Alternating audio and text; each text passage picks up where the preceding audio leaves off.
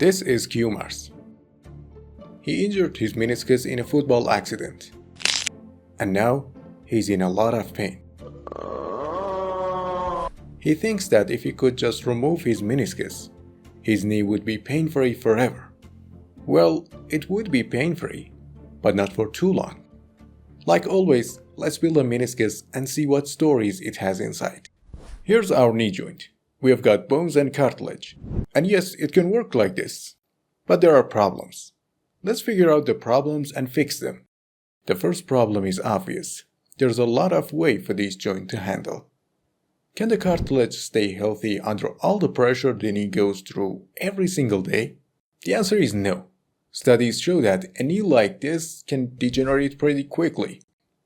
So what if we put something between these two bones? Something soft and bouncy to absorb the forces. Let's make it.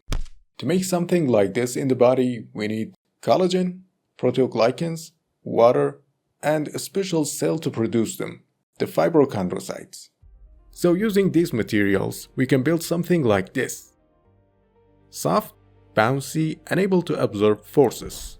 Our first model, a simple version of the meniscus. Not perfect yet, but it can already absorb shocks and protect the joint from too much pressure.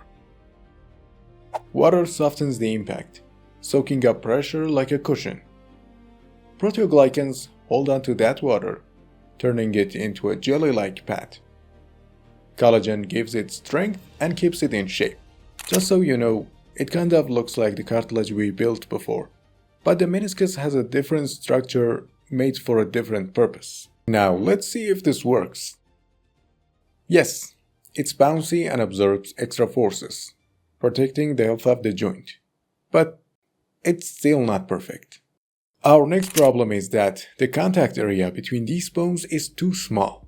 Imagine the rounded end of the femur sitting on a flat top of the tibia, like a sphere resting on a flat plate.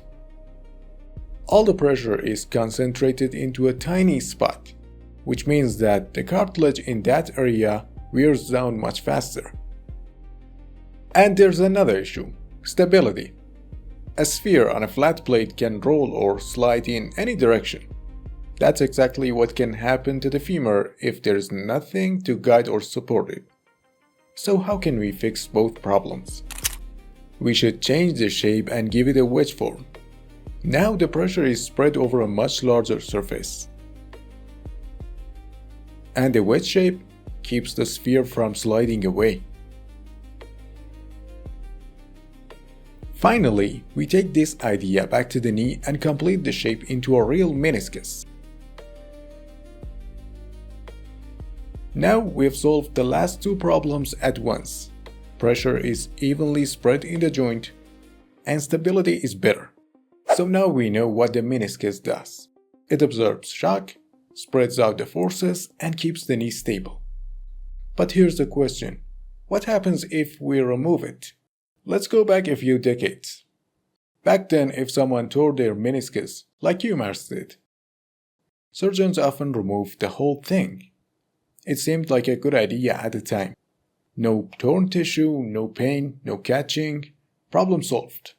Or so they thought. Years later, researchers followed those patients, and what they found was shocking. Without the meniscus, the smooth cartilage on the bones started to wear down, and it happened much faster than anyone expected. Some people developed arthritis in just a few years. Why? Well, without the meniscus, the forces going through the knee are concentrated into a much smaller area. That extra pressure damages the cartilage, the contact area shrinks, stability drops, and the knee starts a slow, steady path toward arthritis. That's why today surgeons try to repair the meniscus whenever possible, not remove it. But wait a minute. Why are we only talking about repairing or removing the injured meniscus? Shouldn't it just heal on its own? Here's the plot twist in the meniscus story. It's all about blood. Blood supply. Every tissue in the body needs nutrients and oxygen to heal, and that comes from blood supply. But the meniscus doesn't have good blood supply everywhere.